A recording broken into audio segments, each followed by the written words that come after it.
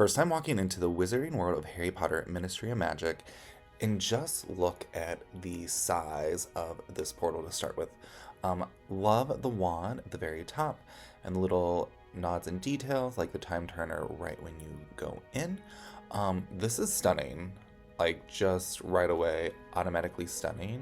Now, as soon as we step into this portal, you can tell it already has a very different feel and texture than what the rest of the wizarding world areas do. This is based off of like the Fantastic Beasts, 1920s, and oh my gosh, look how big this entryway is. Like that is so huge.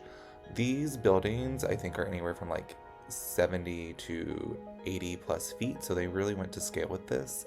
But backtracking, so we walk in here, it's 1920s era Fantastic Beast, and then you're gonna see a lot of what you see in the movies reflected here. But then we go over to the Metro Flu and take that into the 1990s British Ministry of Magic. So it's really interesting how they are coupling the two together and kind of fusing the world that we know.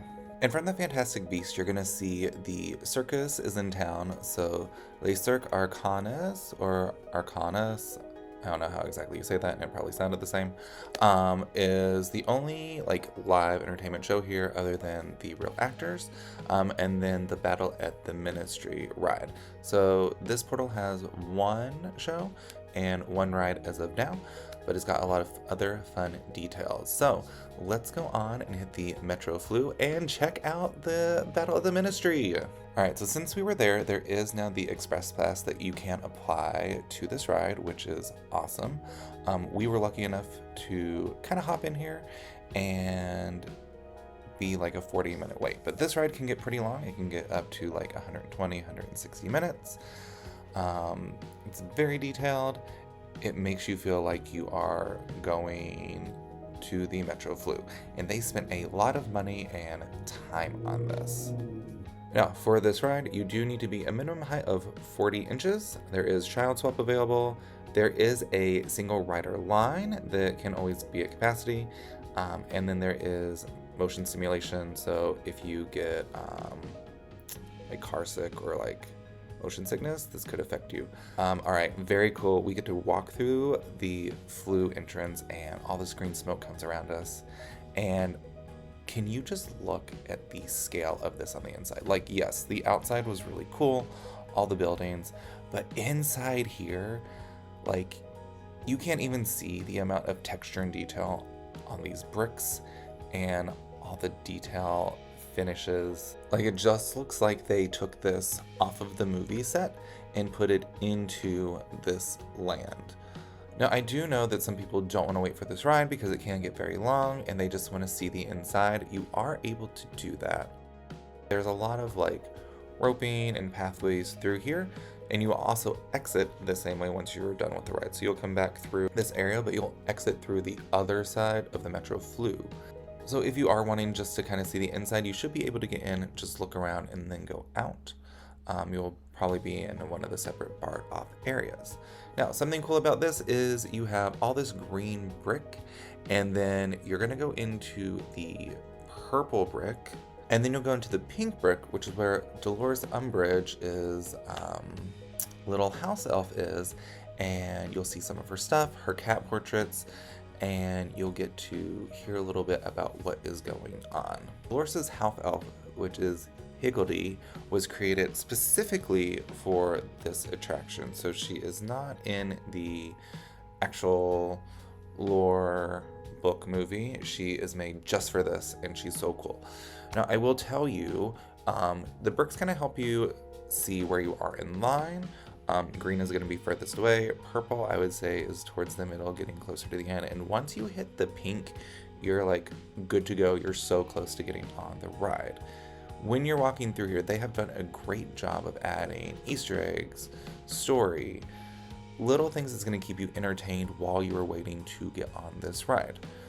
Now, there was issues early on with this ride going down if you crossed your feet once you're on the ride. So once you're on the ride vehicle, they're going to tell you not to cross your feet. It was triggering the ride to shut down, which is crazy. So just kind of follow what they do. You're going to keep your feet planted. But while you're walking through here, definitely try to catch all of the glimpses of everything. And usually, I feel like the line moves pretty slow and you get stuck in the pink room with Higgledy. However, for some reason, when we got to this area, it was moving much quicker. I would honestly say, since there is a big waiting area after, take the time to like hang out here for a second, chat with her, hear some of her story, and do all that. Because right after this, we go up the stairs. There is a lot of stairs in here. So something they did with Epic and all of the portals is scale up. So there is a lot of stairs. Again, there is going to be accessible options if you cannot do the stairs. Now, they do not allow filming on this ride, so we did not film. But we have to tell you it was amazing, and we'll chat about it in a second. They also have a like holding room, rating room for families, little ones, which is really great. Especially if you're like child swapping, there's some place for you to sit. But let's get outside and we'll tell you a little bit more about how we felt about this ride. Overall, this portal is wild and cool and nostalgic. There's also some restaurants here, some shops that we will go into later. We're gonna do a part 2 of this because it's really long. But let's go chat about what our thoughts are on this ride and so far. All right, so we just got off Ministry of Magic. And it was magical! It was so cool. Yeah. What do you think? It's a lot of fun. The story is really cool. It's really nice to see how they do like the 3D kind of effects and then like the animatronics at the same time. You can't even tell like what's what at moments, and I think that's really amazing to watch. It's really cool. I would say if you do get slightly little motion sickness with like moving screens and stuff, you might feel a little bit something. But for me, it was fine. I felt okay. It was a lot of fun though. Really good. You should go wait for it. We only waited 45 minutes, which is lucky. Yeah, so we tried to go to Donkey Kong this morning. They said to be down till 2, which I was like, that seems wrong. It opened like 10:30. But we got in line and we waited, like Michael said, 45 minutes. We got into line around 9:40, 9:45, and we were off the ride by like 10:37. Yeah.